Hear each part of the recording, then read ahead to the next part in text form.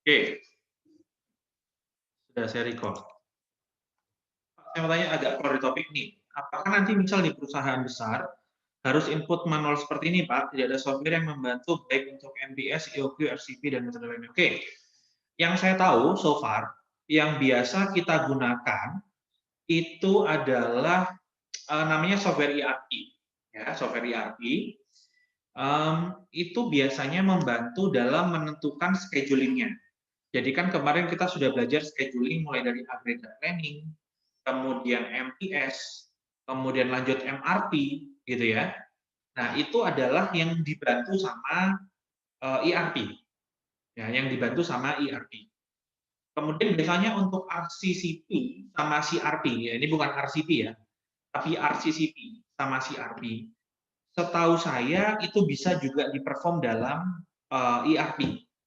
Cuma problemnya gini teman-teman, ERP itu adalah software yang di-develop sama SAP, ya.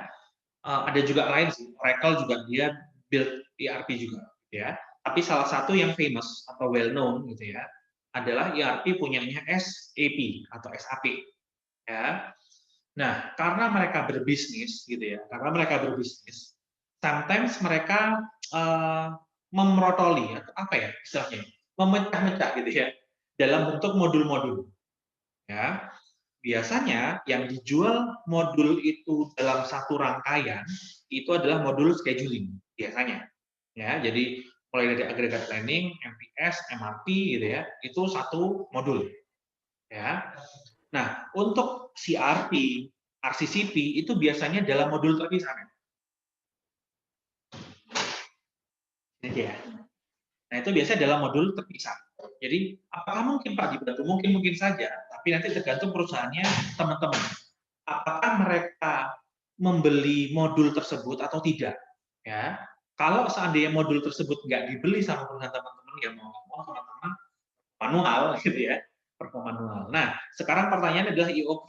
Nah, kalau EOQ ini saya kurang tahu. Mungkin sekarang sudah ada modul untuk inventory. Karena sebenarnya EOQ ini kaitannya lebih ke inventory.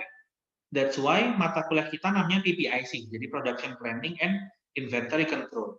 Jadi production planning ini sudah kita tuntaskan sampai habis UTS ya, sampai minggu ke-9 ya.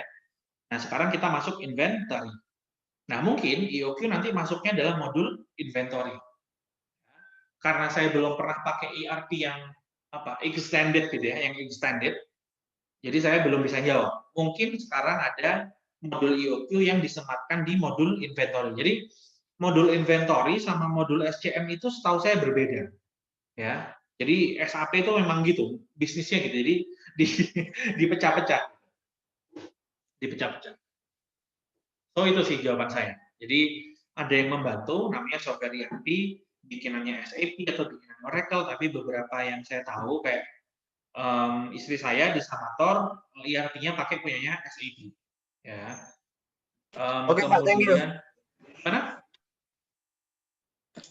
Terima kasih Pak, terima kasih. Oke. Kemudian teman saya ada yang pernah di Schneider Electric, itu pabrik pusatnya ada di Batam, itu juga pakai SAP. Ya. Ini memang kalau akhirnya apa ya, kayak dominasi. Padahal mungkin bisa kita kembangkan sendiri, tapi biasanya perusahaan merujuknya ERP-nya modulnya SAP. Oke. Ada lagi selain Memet? Oke, kalau nggak ada, saya stop share dulu yang ini. Saya masuk ke pertanyaan berikutnya. Oke. So, pertanyaan berikutnya adalah EOQ yang back order. Oke, sebentar saya ambil minum dulu.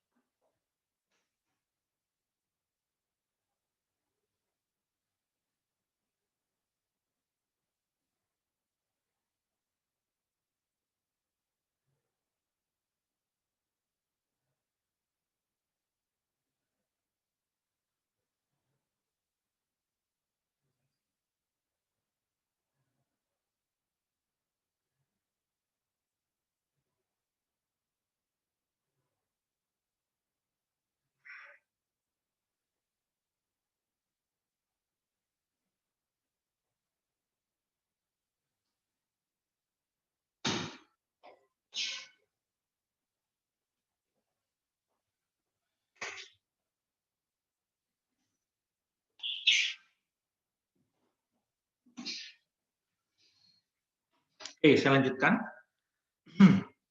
Kasus kedua ya.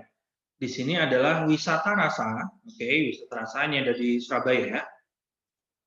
Sebuah UMKM yang menjual berbagai macam oleh-oleh khas Surabaya memiliki permintaan yang tinggi untuk produk unggulannya yaitu almond crab. Ya, kalau yang belum tahu minta bawain sama anak-anak yang dari Surabaya ya. Angga kalau mau balik itu bawa dulu. Kemudian per hari ya wisata rasa dapat menjual minimal 100 pack per harinya. Oke. Jadi demand-nya per hari ya, rate-nya itu adalah 100 pack. Oke. Kemudian karena tingginya permintaan, mentega Weissman ya atau Wishman ya yang digunakan untuk membuat almond crispy mengalami kehabisan stok. Oke. Sehingga mau tidak mau wisata rasa harus melakukan back order untuk beberapa permintaan. Oke. So realnya, jadi realnya yang terjadi di lapangan, kadang-kadang kita memang tidak ingin ada back order gitu ya, tapi dikarenakan kehabisan stok dari main material gitu ya. Karena kan sebenarnya kalau kita bicara cookies gitu ya, tepung, butter, kemudian telur gitu, itu kan sebenarnya adalah material pokok ya, material pokok. Nah, ini kan kita tidak bisa kendalikan. Sometimes ada kelambatan dari logistik gitu ya, sehingga stok di beberapa toko habis gitu. Mau tidak mau ya kita harus back order. Oke. Lanjutkan ya. Diketahui harga per unitnya adalah 47.500. Oke.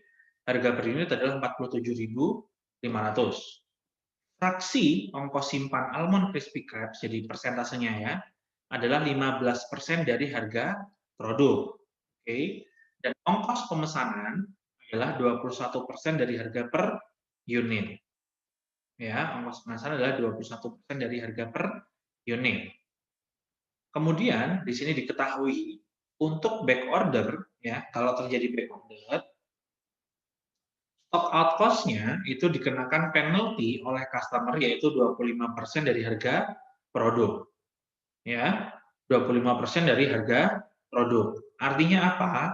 Artinya adalah customer nggak mau nih bayar dalam angka 47.500. Karena kan lu terlambat nih supply ke gua, ya gua nggak mau dong bayar 100%. Istilahnya gitu ya. Ya aku mau tapi potongan harganya gitu ya. Sehingga disepakati cost-nya, penaltinya adalah 25% dari harga produk. Oke. So, pertanyaannya adalah berapa gitu ya, tentukan jumlah regular order dan back order yang optimum. Ya. Jadi ditanya regular ordernya berapa, back ordernya berapa. Ya. Kemudian tentukan reorder period ya untuk regular order dan keseluruhan. Ya. Nah, ini kan seperti yang kemarin teman-teman tahu di grafik ya. Nah, kita kan punya 2T di sini ya. T yang pertama atau T1 ini adalah waktu yang mewakili atau periode yang mewakili regular order. Kenapa dia mewakili regular order? Karena dia berhenti sampai inventory levelnya 0. Ya. Nah, asumsi back order itu kan kita menghutang gitu ya.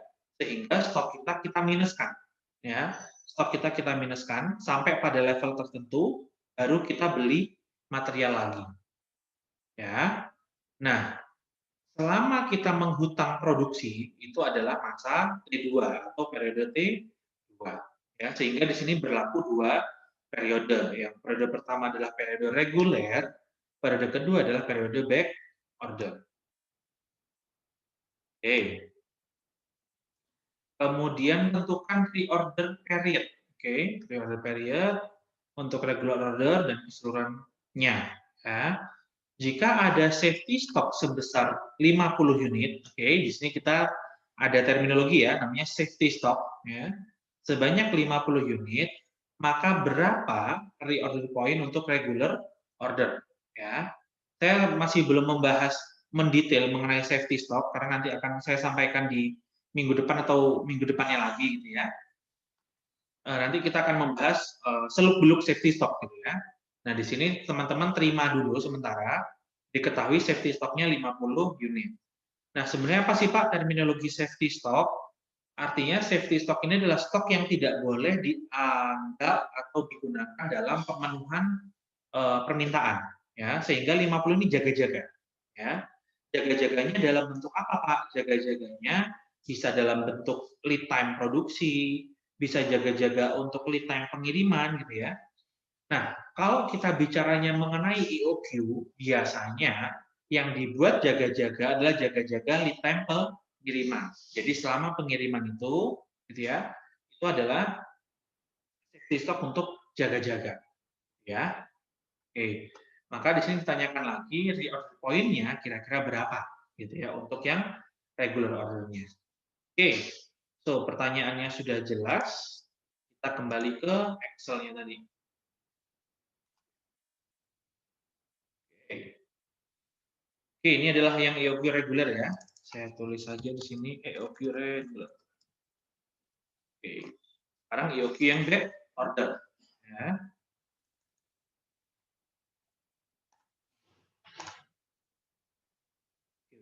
Ya. So, ya, ini adalah pertama adalah calculate the total of demand ya, step pertama. Jadi tadi kita tahu demand-nya adalah 365 unit per hari ya. 100 unit per hari ya, 100 unit per hari. Kita asumsikan jumlah hari dalam setahun gitu ya, 365 ya.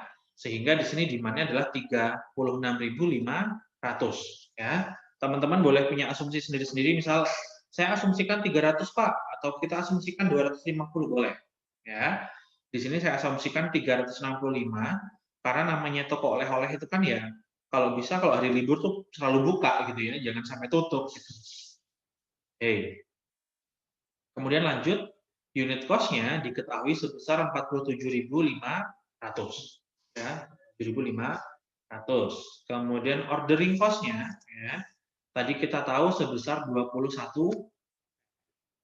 ya, 21% ordering cost-nya. Kemudian holding cost-nya ya, holding cost-nya itu adalah 0,15 ya, 0,15 atau 15% holding cost-nya dari unit cost-nya.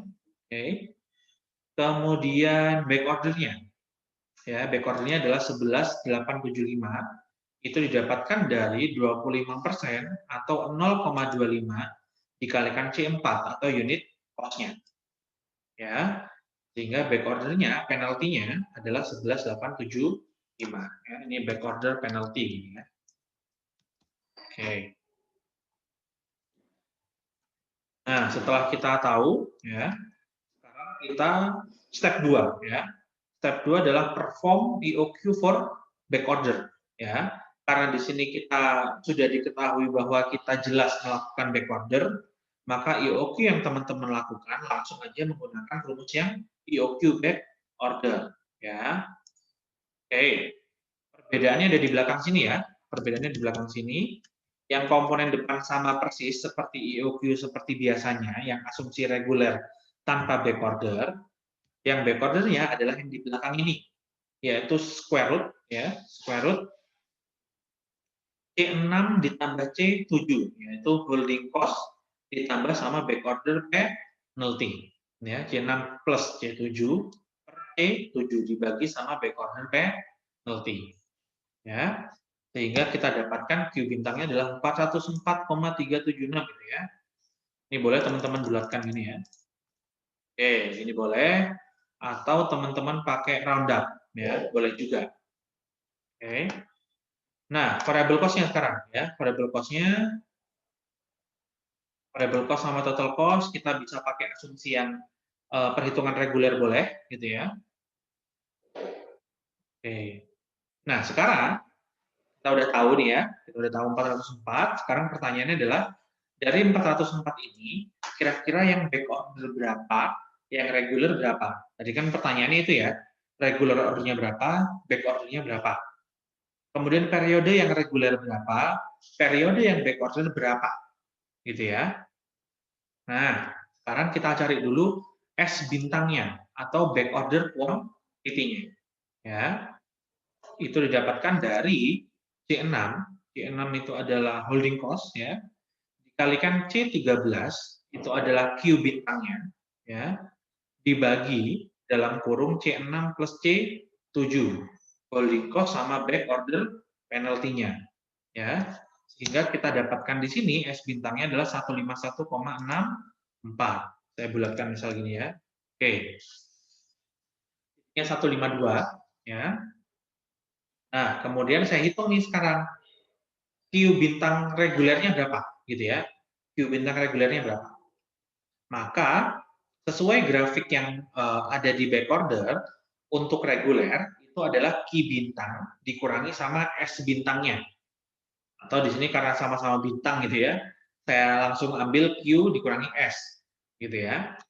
Q tadi kita punya 404, kemudian S bintangnya kita punya 152, maka kita kurangi nih gitu ya.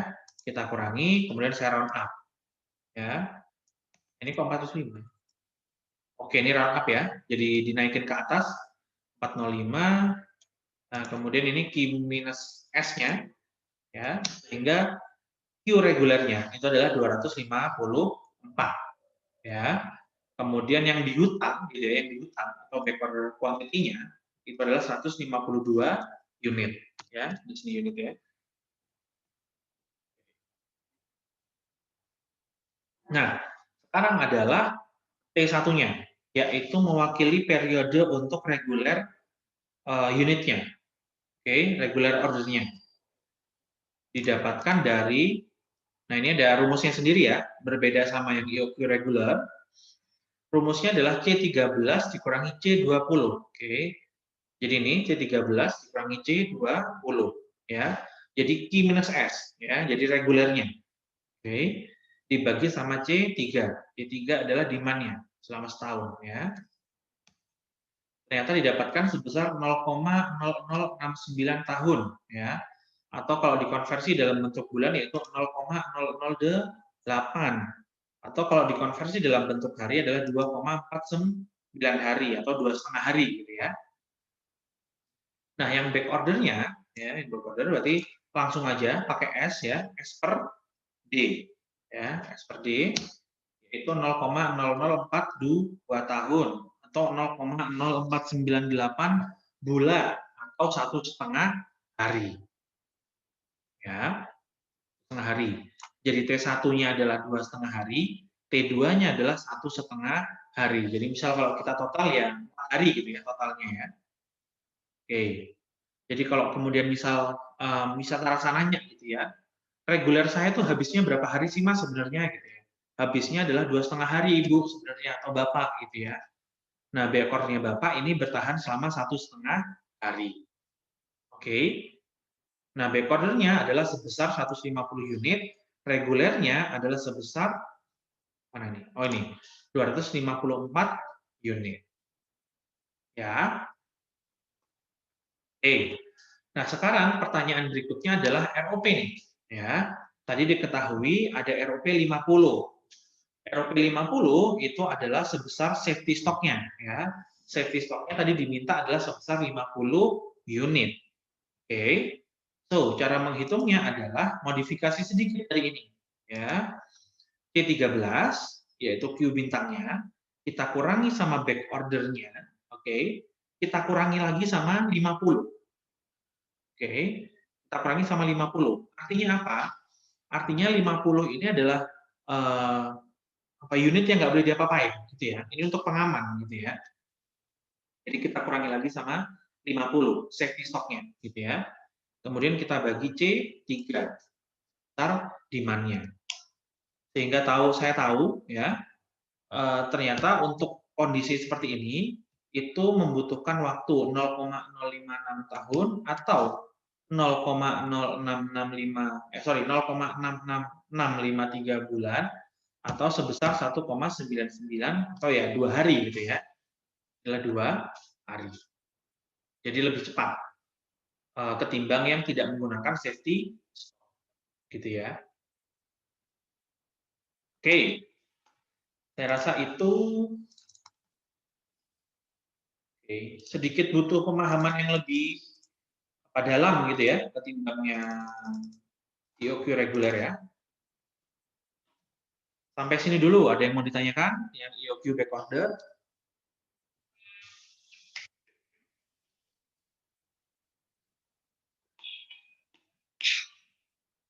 Oke, kalau misalnya diam, saya asumsikan aman ya. Oke, saya stop share dulu. Saya balik share screen-nya. PowerPoint. Oke, sudah terjawab semua ya. Regular order yaitu P-S, back order-nya adalah S bintang. Kemudian di order point yang regular tadi T1 bintang, kemudian yang keseluruhan berarti T1 plus T2 atau 4 hari tadi ya. Kan 2,5 sama 1,5. Nah, kalau yang safety stock-nya 50 unit atau ROP-nya di 50 unit, maka ROP-nya adalah sama dengan SS-nya, safety stock-nya itu 50 unit, kemudian periodenya dia lebih cepat habisnya yaitu selama 2 hari. Oke, terjawab semua ya. Nah, yang berikutnya adalah materi EOQ kalau misalnya ada diskon ya. Harapannya teman-teman sudah pelajari ya, sudah pelajari runtutannya yang ini ya. Oke. Jadi runtutannya adalah teman-teman menghitung EOQ-nya dulu untuk masing-masing harga ya. Kemudian baik yang valid maupun tidak valid, teman-teman hitung total cost-nya ya. Sedikit berbeda kalau untuk yang tidak valid, teman-teman menghitung total cost-nya menggunakan rumus yang panjang ini. Ya, rumus yang panjang ini. Kemudian untuk yang valid, teman-teman menggunakan menghitungnya ya menggunakan variable cost-nya itu menggunakan yang simple ini. Ya, menggunakan yang simple. Akar 2 COH kali D. Ya. Tapi untuk angka yang invalid, variable cost-nya teman-teman pakai yang panjang ini. Ya. Oke. Jadi dihitung dulu Ki bintangnya, ya, dicari mana yang valid dan invalid, kemudian teman-teman hitung, ya. Kemudian teman-teman hitung total cost-nya, kemudian teman-teman gambar kurvanya ini, grafiknya. Ya. Oke, sekarang kita masuk soalnya. Oke, 20-minute quiz, ya. Meskipun nggak quiz ya. Oke, Garuda Indonesia, sebuah maskapai penerbangan milik negara, harus membeli part untuk propeller mesin jet dari Rolls-Royce. Ya, nah, ini pengetahuan aja gitu ya. Part mesinnya pesawat kan gitu ada propeller gitu ya. Ada yang udah bentuknya turbo, ada yang masih bentuknya propeller. Gitu ya. Nah, untuk pesawat yang propeller ini, Garuda itu dulu menjulukinya namanya Garuda Explore, gitu ya. Itu untuk menjamah pulau-pulau kecil gitu. Misal dari Pulau Bangka ke Belitung gitu ya, pakai propeller.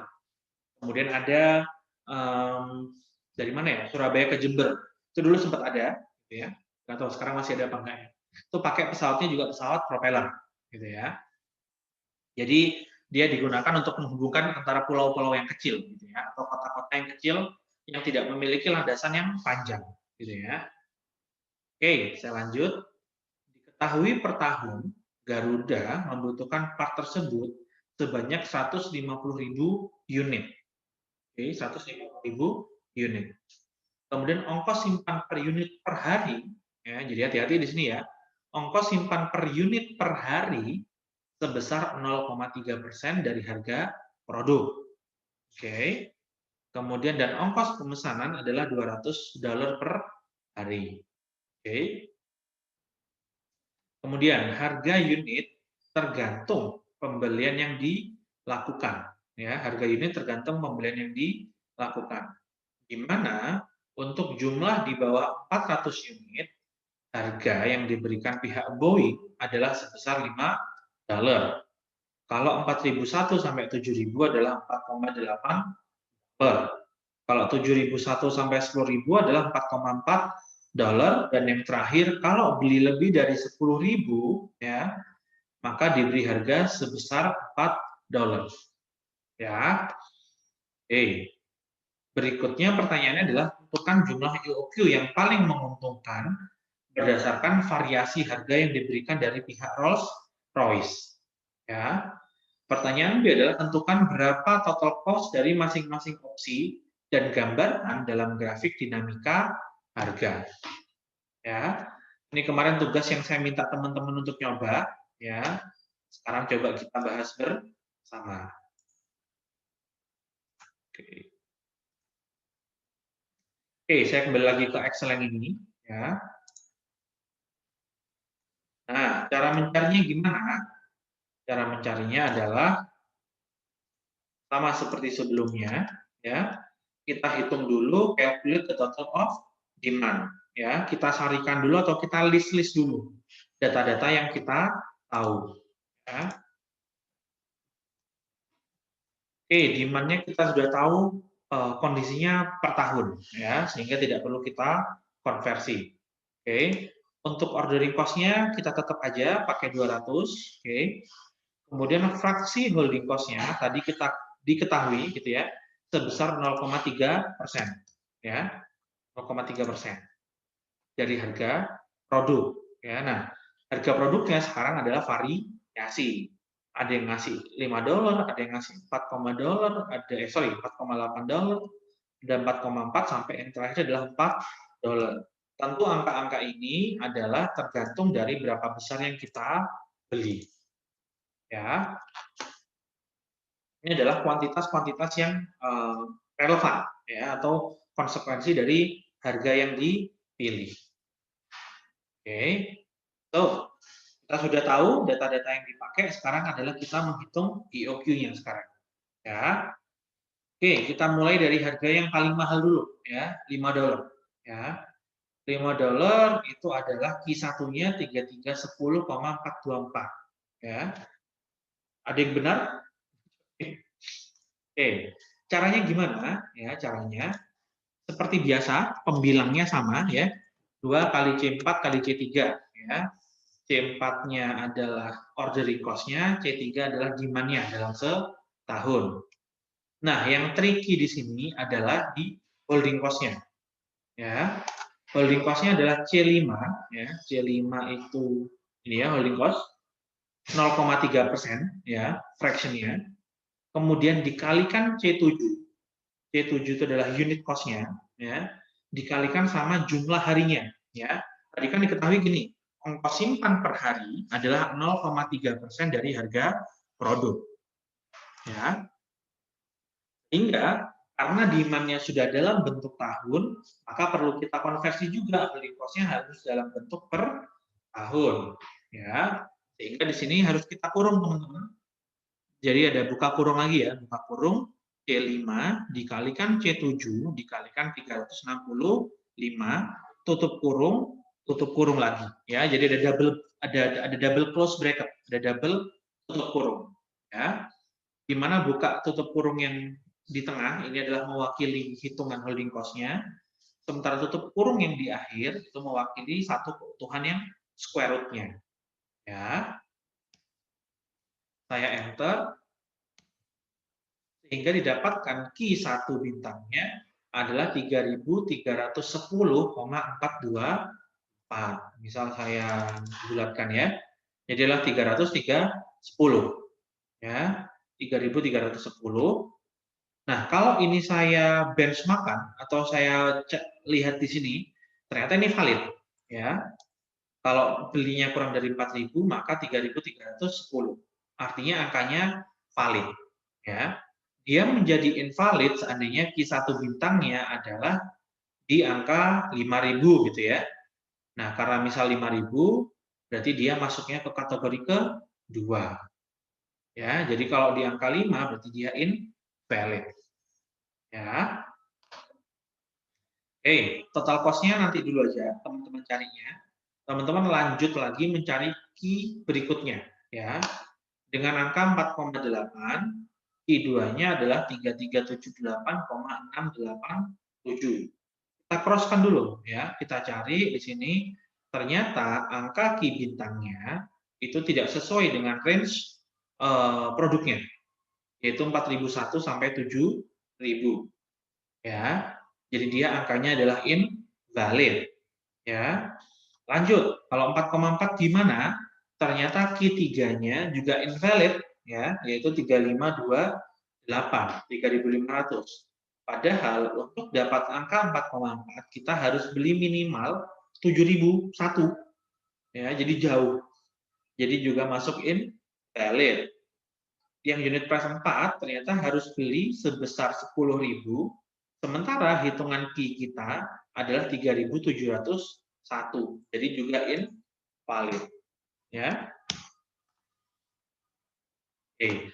Sehingga yang valid cuma yang Q1 dengan unit price-nya sebesar 5. Ya. So, di sini kita kalikan ya. C7 dikali C3. C7 itu adalah unit cost-nya 5 dikalikan C3 demand-nya, ya. Kemudian ditambah, ini adalah untuk mewakili fixed cost, yang ini mewakili variable cost-nya, ya. Variable cost-nya berarti square root 2 dikali C4, C4 itu ordering cost, dikali dalam kurung, ya, holding cost dikalikan unit cost, ya, karena kan ini fraction, ya. Kemudian dikalikan sama C3, dikalikan demand-nya.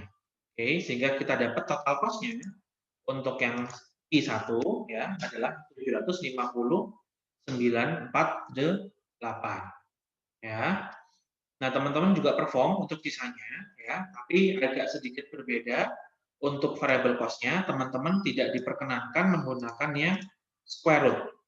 Ya, tidak diperkenankan menggunakan rumus ini. Ya. Teman-teman diminta untuk menghitung menggunakan rumus yang awal. Ya. C4 kali C3 order cost dikalikan demand per Q bintang, kemudian holding cost dikalikan Q dibagi 2 gitu ya. Nah, kemudian teman-teman cari untuk sisanya sehingga nanti kita punya TC1, TC2, kemudian TC3 sama TC ke-4. Oke. Nah, sekarang gimana gambar grafiknya gitu ya. Di sini tadi saya sudah sempat menggambar, moga-moga terlihat ya. Saya stop share dulu. Oke, silakan window saya teman-teman pin ya. Window saya teman-teman pin. Oke. Nah, ini ya.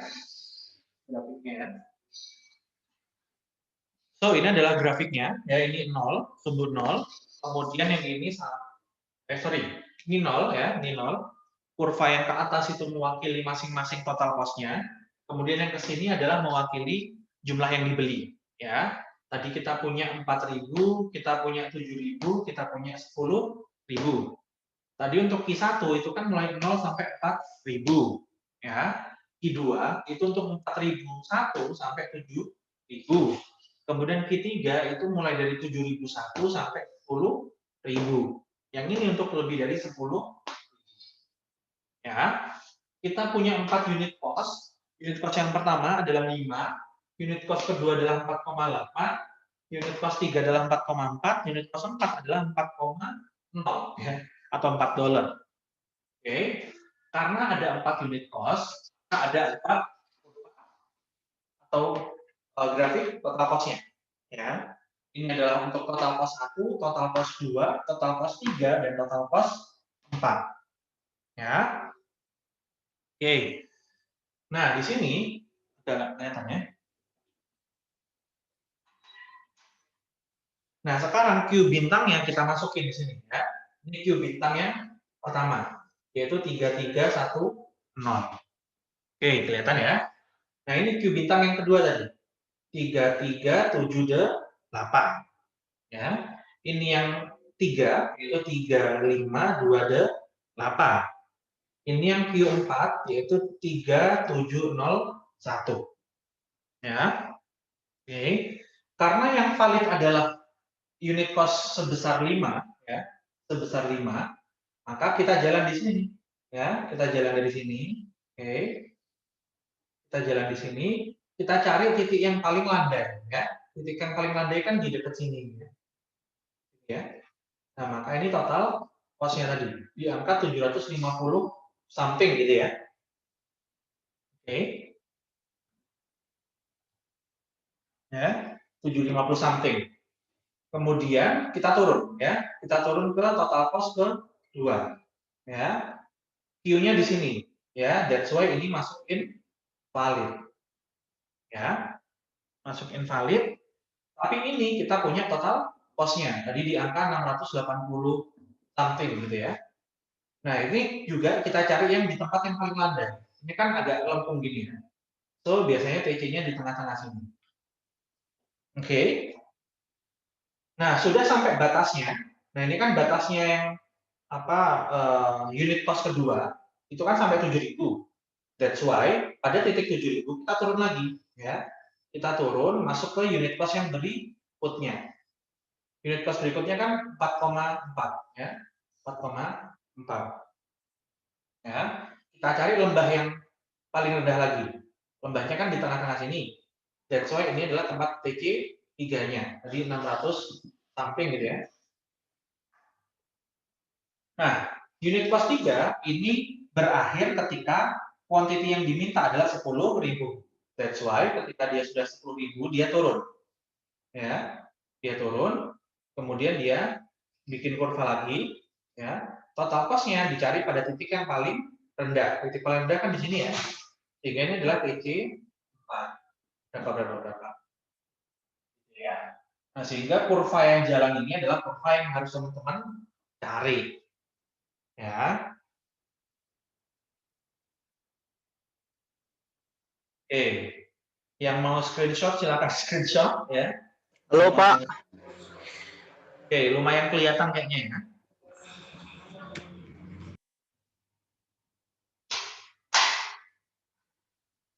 Oke, kalau yang sekarang masih belum paham, nanti coba dikerjakan ulang ya, dibuka lagi.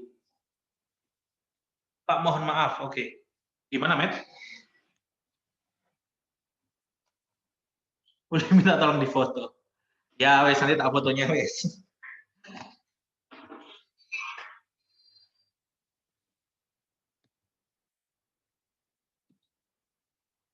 Oke, nanti tak foto, tak post di e-learning ya.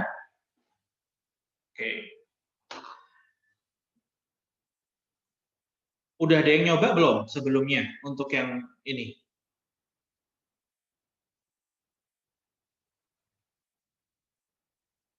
Mehmet, Sulaiman, atau Angga? Udah ada yang nyoba?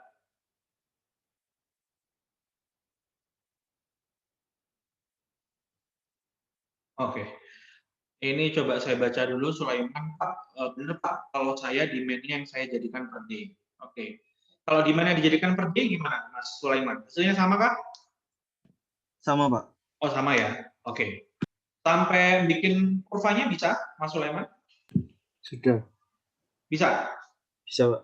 Oke, alhamdulillah.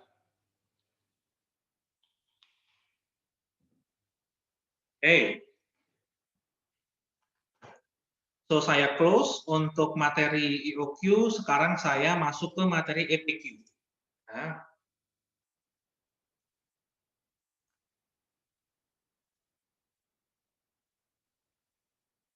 Oke, teman-teman yang mau break dulu atau ngambil minum atau kopi silahkan ya, disambi aja. Ya.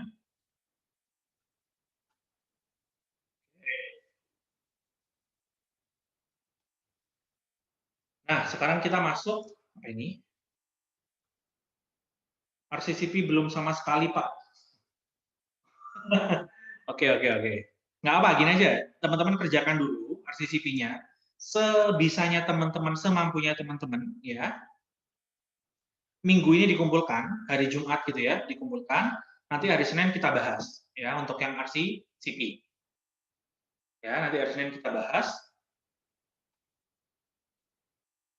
Jadi kita bahas yang teori dulu, nanti setelah teori kita masuk yang bahas RCCP, atau kita bahas yang praktikum dulu, habis itu baru kita masuk teori. Ya, tetap dikerjakan dulu aja sebisa dan semampu teman-teman.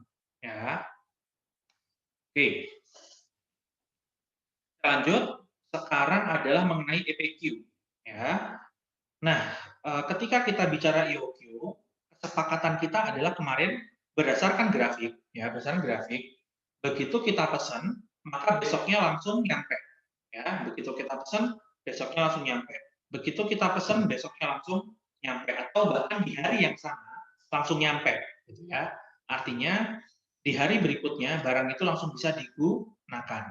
Ya, apakah itu possible, Pak? Possible. Ya, Toyota, gitu ya, Toyota, mereka menerapkan namanya just in time. Ya, just in time.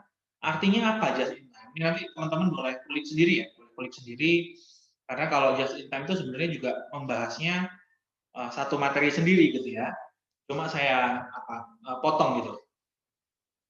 Jadi just in time itu adalah kapan kita minta, ya waktu itu dipenuhi. Ya, jadi just in time. Jadi kalau misal saya minta time sekarang, misal T0 gitu ya, atau T0, T0 atau T0, pemenuhannya ya kalau bisa ya T0 akhir gitu ya. Jangan sampai T1, T2. Karena mintanya adalah just in time. Jadi kapan dibutuhkan itu langsung dipenuhi. Ya. Nah, kemudian kalau misal teman-teman nanya, upayanya gimana Pak supaya itu berjalan? Atau supaya mekanisme just in time itu berjalan itu gimana? Kok bisa? Nah, ini sedikit saya cerita gitu ya. Nanti one day misal teman-teman melakukan namanya studi ekskursi gitu ya, studi ekskursi, misal nanti teman-teman ke Jakarta gitu ya, teman-teman akan di pabrik Toyota atau Daihatsu itu di Sunter kalau di Jakarta itu ya. Fasilitas-fasilitas supporting itu berada di sekitarnya teman-teman. Ya misal pabrik utamanya, ya, pabrik assembly Toyotanya itu ada di gedung kita Tingkat. Gitu ya. Nah, pabrik spare part-nya itu tuh ada di Gayungan gitu. Jadi selokasi. Artinya, kalau kita minta sekarang kan dekat tuh jaraknya. Jadi mereka akan mengupayakan dikirim dalam waktu yang sesingkat-singkatnya gitu ya. Jadi bisa just in time. Nah, jadi salah satu mereka upaya yang lakukan adalah secara location. Ya, fasilitas yang berada pada lokasi yang terdekat. Sesuai itu menjadi possible. Ya. Nah, tapi kembali lagi, itu kan secara lead time pengiriman produk. Oke, lead time pengiriman produk. Kalau kita bicara sekarang EPQ, maka tidak sepenuhnya semua part-part yang kita butuhkan itu just in time atau kita beli dari supplier. Ada beberapa part itu yang kita bikin sendiri. Ya, that's why namanya EPQ atau Economic Production Quantity atau Economic Manufacturing Quantity. Oke, kenapa terminologinya dibedakan? Karena kalau kita bicara EPQ atau EMQ, di situ berlaku namanya lead time manufacturing atau lead time production. Ya, ada manufacturing lead time atau MLT gitu ya, atau production lead time atau PLT. Cuma terminologi yang umum adalah MLT, manufacturing lead time. Ya, sehingga permintaan kita tidak bisa sepenuhnya just in time. Ya, ada waktu yang dibutuhkan untuk memproduksi. Oke. Nah, tetap sama, ada asumsi yang digunakan di sini ya. Asumsinya adalah demand rate smaller than replenishment rate. Jadi demand rate-nya itu lebih kecil daripada rate pemenuhan kita. Ya, artinya apa? Artinya semua permintaan bisa kita penuhi, gitu ya. Kita tidak enable backlog di sini. Ya. Kalau yang backlog gimana, Pak? Ya nanti teman-teman belajar yang lebih advance ya. S1 saya berikan yang basics dulu. Ya. Oke. Nah, kalau misalnya kemarin kita bicara EOQ gitu ya. Kalau kita bicara EOQ, coba saya gambar di sini. Nah, misal di periode 5 habis. Kalau EOQ ini kan langsung berdiri gini ya. Nah, dia langsung berdiri, kemudian langsung bisa digunakan gitu ya, bisa digunakan. Sampai 10 gitu misalnya. Nah, tapi bedanya kalau kita bicara EPQ atau EMQ, ini kan nggak langsung minta langsung datang. Tapi ada beberapa periode itu yang dia bertahap ngasihnya, gitu ya, bertahap. Oke. Pada level di sini ya, pada level di sini ini kan beda levelnya, ya. pada level ini, pada level 40 katakan gitu ya, pada level 40 ya, itu kan langsung dicapai dalam periode singkat-singkatnya. Artinya pada time 5, pada time 5 ya, itu sudah 40 unit. Tapi kalau kita bicara EPQ, kita mencapai 40 unit itu pada baru periode ke berapa ini ya, kalau kita tarik turunnya? 6. Ya. Artinya ada selisih periode antara EOQ dan EPQ. Nah, selisih periode ini itu yang kita maksud atau kita asumsikan sebagai manufacturing lead time atau production. Ya. Oke, harapannya teman-teman paham ya, lebih paham dengan ilustrasi ini.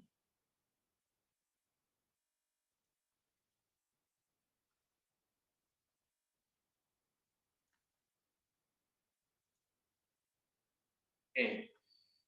Bentar, saya hapus dulu.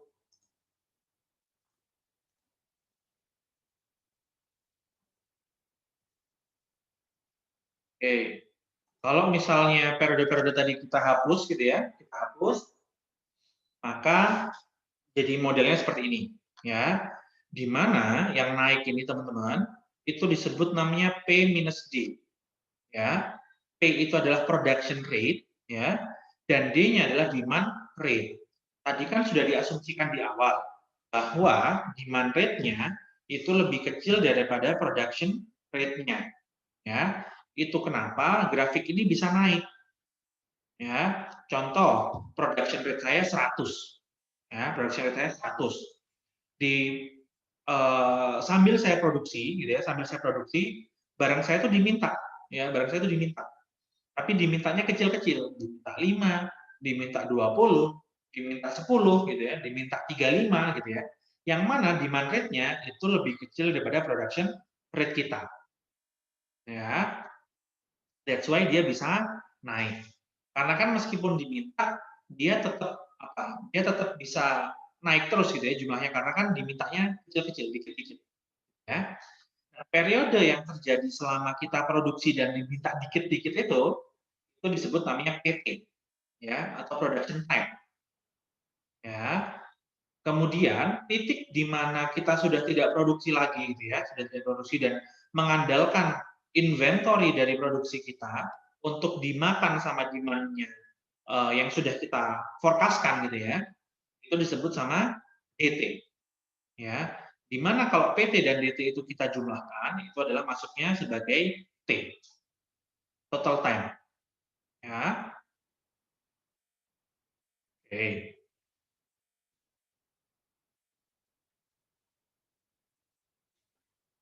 Oke, ini EPQ model. Ini ada segitiga gini. Saya skip aja yang ini. Oke. Nah, unlike in the EOQ, tidak seperti EOQ, replenishment is not instantaneous. Ya, tidak seperti EOQ, replenishment dari EPQ gitu ya, manufacturing time itu tidak bisa instan, ya, tidak bisa sekarang minta, sekarang jadi. But tapi gitu ya, with a certain production lead time, tapi dengan production lead time yang khusus. Ya, production lead time yang sudah kita tentukan. Ya, di sini ada beberapa, ini nyari rumusnya gitu ya. Nyari rumusnya ada beberapa simbol atau beberapa analogi ya menggunakan huruf. Kalau P itu adalah production rate ya, D itu adalah demand rate. Ya, kadang ada demand rate itu kadang dilambangkan sama huruf D kecil itu ada juga. Kemudian inventory holding cost itu pakai simbol H. Kemudian setup cost menggunakan simbol X. Ya. Di sini ada dua T, ada TP sama ada TC. Ya. TP itu tadi adalah waktu yang itu ya, kita produksi, kemudian diminta dikit-dikit, itu production time. Kemudian TC adalah consumption time, ya, keseluruhan waktunya. Nah, oke. EMQ single item. Jadi ada kadang EPQ itu juga disebut EMQ Ya, IMQ itu nanti punya dua jenis, teman-teman. Nanti akan kita pelajari semuanya. Ada namanya IMQ single item, ada namanya IMQ multi item. Ya, ada IMQ single item, ada IMQ multi item. Nanti akan kita pelajari semua, ya. Kemudian apa ini? Perbaikan model IOQ, oke. Asumsi bahwa seluruh tiba secara serentak pada model IOQ direlaksasi, menjadi kedatangan lot memiliki laju tertentu, oke. Lot produksi ekonomi ditentukan dengan cara mencari ukuran lot yang meminimalkan total ongkos setup dan ongkos. Oke. Ini bentuk grafiknya lagi, profilnya. Kemudian ini adalah ongkos setup ya. Jadi udah masuk ke rumus-rumusnya ya. Ada ongkos setup itu S ya dikalikan D per Q ya. Setup cost dikalikan D per Q-nya. Kemudian ongkos simpan HC dikalikan P minus D dikalikan Q per 2P. Ini nyarinya dari rumus yang tadi ya, yang banyak itu. Nah, total ongkosnya itu terdiri dari fixed cost sama variable cost. Serupa sama IOQ ya. Ini adalah UP ya. Kalau di IOQ kan tadi kita punya UC atau unit cost. Kalau di sini kita punya UP adalah unit production cost ya, disingkat UP.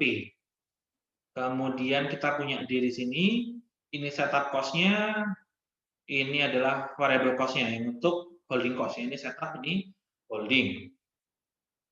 Jadi rumus ini kemudian diturunkan terhadap Q ya, diturunkan terhadap Q, maka kita dapat rumus seperti ini ya. Q bintang adalah akar dari 2 kali S kali D ya, setup dikalikan demand per holding cost dikalikan P production rate dibagi dalam kurung production rate dikurangi demand rate-nya ya. Ini kadang-kadang rancu ya, kadang-kadang rancu. Maka di sini biasanya pakai D besar, di sini pakai D kecil. Ya, pakai D besar, ini D kecil. Membedakan untuk demand keseluruhan sama demand rate-nya. Kadang begitu. Ya. Oke. Ini untuk variable cost-nya, ya, untuk variable cost-nya. Kemudian untuk total cost-nya, ya, UP kali D ditambah PC dikalikan Q bintang. Oke, kemudian ini production run time-nya, ya, Q bintang per P, ya. Kalau tadi kan kita bicaranya kalau IOQ itu biasanya pakai T bintangnya kan Q bintang per D gitu ya. Nah, kalau ini kita bisa nyari production run-nya. Jadi berapa kali kita running ya. Berapa kita kali running untuk menemukan atau mendapati jumlah Q bintangnya ya. Di situ caranya adalah Q bintang per P, production rate ya. Nah, ini ada ROP ya, real point. Jika N adalah hari operasi per tahun, maka ROP adalah D dikalikan L itu lead time kalau nggak salah, per N-nya. Ya, hari operasi per tahun. Hari operasi itu beda sama jumlah hari ya. Kadang-kadang hari operasi itu disetting 250 atau 300 gitu, tergantung kesepakatan perusahaan. Oke. Nah, yang ini adalah perbedaan antara IOQ sama EPQ atau EMQ single item. Ya, yang sebelah sini adalah IOQ, ya, sebelah sini adalah IOQ, yang sebelah sini adalah EPQ atau EMQ single item. Ya,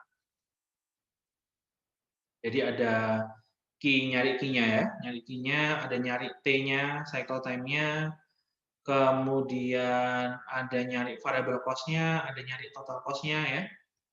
Kemudian ini ada production time-nya ya, atau apa tadi ya? Production run ya, how many production run. Ini bisa kita cari, kalau IOQ tidak bisa. Ya. Oke, kemudian, nah contoh, example. Ya.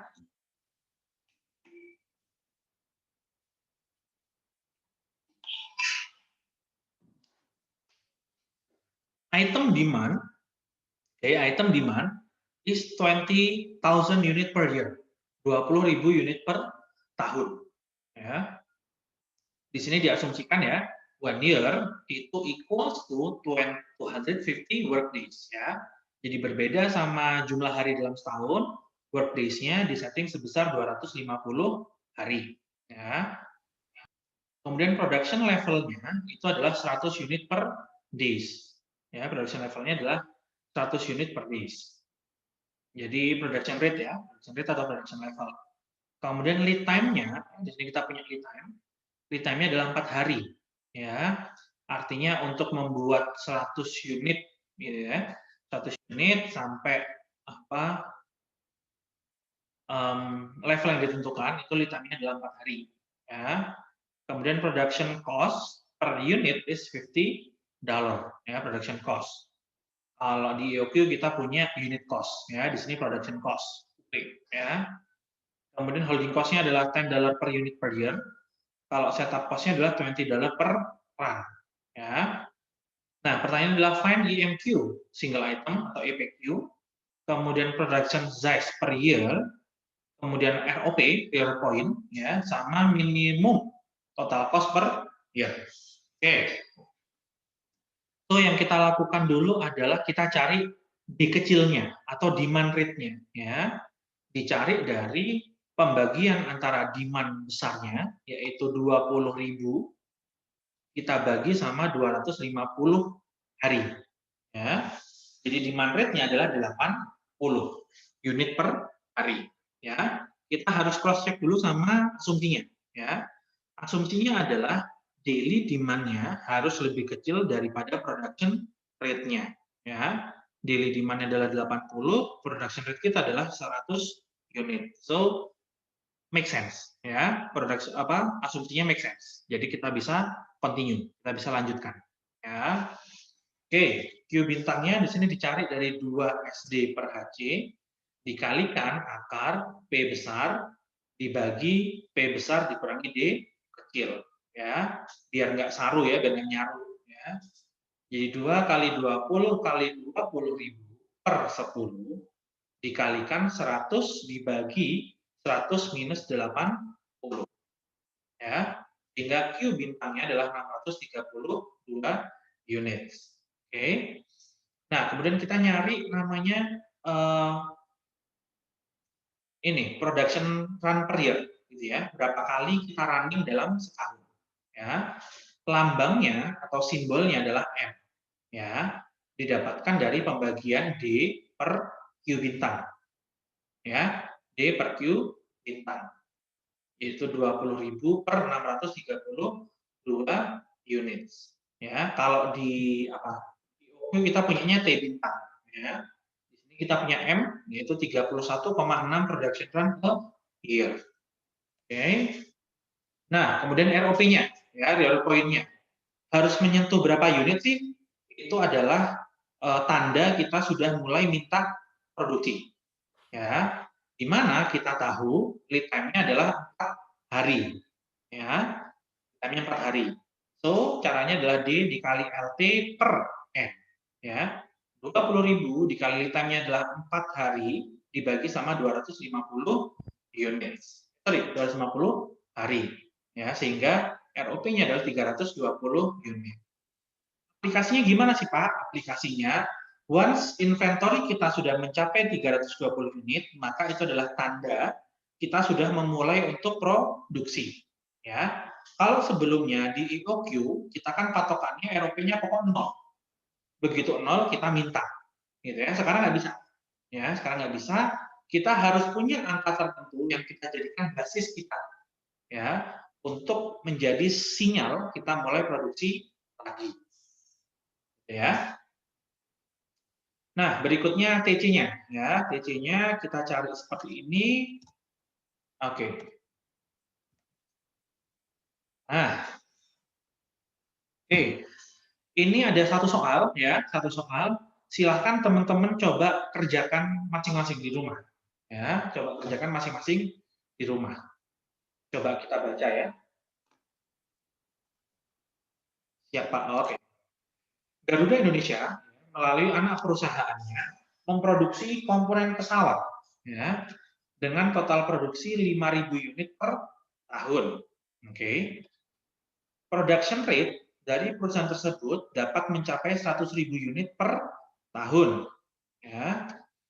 Untuk komponen biaya diketahui setup cost untuk mesin adalah $300 per setup. Ya. Dan COGM atau cost of good manufacture, ya, atau unit production cost-nya, ya, Ini kalau di apa? Di akuntansi kan teman-teman kenal ya, ada COGS, ada COGM. Ya. COGM-nya adalah $10 per unit. Ya.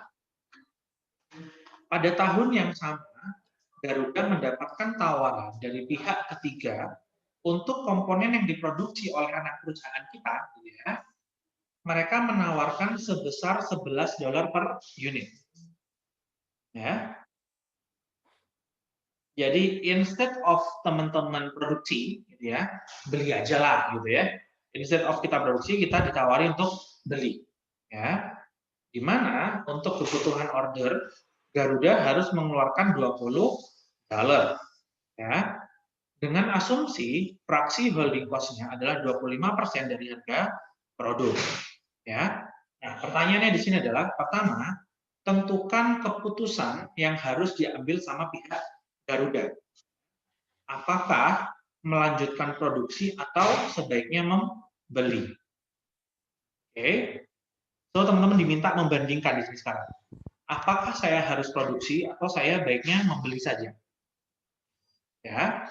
Nah, pertanyaan yang kedua adalah berapakah harga unit seandainya gitu ya yang seharusnya ditawarkan agar keputusan antara membeli dan memproduksi itu sama-sama menguntungkannya. Ya. Jadi pertanyaan ini itu pertanyaan turunan gitu ya. Seandainya keputusan dari A itu baiknya membeli sajalah atau baiknya memproduksi sajalah gitu ya. Nah, kira-kira seandainya teman-teman memutuskan untuk membuat nih gitu ya. Artinya kan teman-teman believe, teman-teman percaya harga $10 ini kan harga yang masuk akal gitu ya, harga yang paling murah lah intinya. Nah, seandainya kemudian ada statement dari pimpinan gitu ya. Kita stop produksi aja lah gitu ya. Kita beli aja. Nah, kira-kira agar keputusannya itu juga menjadi menguntungkan bagi perusahaan, kira-kira harga belinya harus berapa? Gitu ya. Atau sebaliknya, seandainya ternyata keputusan membeli itu lebih menguntungkan gitu ya, agar kita bisa memproduksi sendiri gitu ya, karena kita sudah punya anak perusahaan yang bisa memproduksi, kira-kira berapa harga produksi yang seharusnya digunakan? Oke, itu ya. Jadi ada dua pertanyaan. Yang pertama adalah membandingkan keputusan. Pertanyaan yang kedua adalah teman-teman nyari kira-kira harga unitnya berapa. Agar keputusan untuk membeli dan memproduksi itu adalah sama-sama menguntungkan. Ya. Oke, saya tutup di sini ya. Saya sudahi di sini. Untuk berikutnya saya serahkan teman-teman untuk mencoba soal ini, gitu ya. Minggu depan nanti kita membahas ya, bahas soal ini, bahas RCCP gitu ya, sama kita melanjutkan untuk materi berikutnya. Ya, ada EMQ multi items. Oke. Saya stop share dulu sampai sini ya. Oke, materi-materi yang tadi termasuk foto yang ini nanti saya post di e-learning ya. Sebelum saya akhiri, ada yang mau ditanyakan dulu? Pak, mau tanya Pak. Ya, gimana, Matt? Itu materi terakhir sudah Pak ya? Yang UAS mana? soalnya minggu depan. Sekarang kita minggu berapa sih? 13 ya? Belum sih Pak, masih lama. Oh, masih lama. Ya, Tanggal masih. 25 kita UAS. Kenapa? Apakah itu materi terakhir Pak? Pengen tahu materi terakhir? Enggak. Gimana? Apakah itu udah materi yang terakhir? Materi minggu depan, kalau misalnya kalau misal teman-teman cepat, ya mungkin bisa diselesaikan satu pertemuan. Kalau enggak, at least 2 pertemuan sih, estimasi saya. Oh ya Pak, oke. Bentar saya cek ya. Iya, kalau dari asumsi saya ini kita sampai di minggu 15, jadi sampai di, sekarang berapa? 13 ya? Iya, 13 kayaknya ya. Iya Pak, 13. 13 ya. Asumsi saya sih masih ada 2 pertemuan lagi. Kalau misalnya teman-teman cepat ya harusnya bisa selesai satu pertemuan. Kalau memang pace-nya normal gitu ya, ya nanti kita bikin 2 pertemuan. Karena lumayan panjang. IMQ multi items itu nanti kita belajar IMQ sendiri, kita belajar hitung service level sendiri gitu ya. Nanti ada perhitungan service level. Menarik. UAS minggu 16. Iya, UAS kayaknya minggu 16 kan? UTS minggu 8, UAS minggu ke-16. Sebelum UAS direview lagi enak Pak? Oke. Oke, boleh. Berarti coba kita cepetin gitu ya, coba kita cepetin. Nanti minggu ke-15 kita bikin kuis gitu ya. Kita bikin kuis materi UAS gitu ya, sekalian kisi-kisi gitu ya. Boleh. Bisa. Tapi ya tergantung speed-nya teman-teman gitu ya. Kalau perlu ya nanti minggu depan kita kuliahnya agak panjang gitu ya. Is oke? Nggak apa-apa?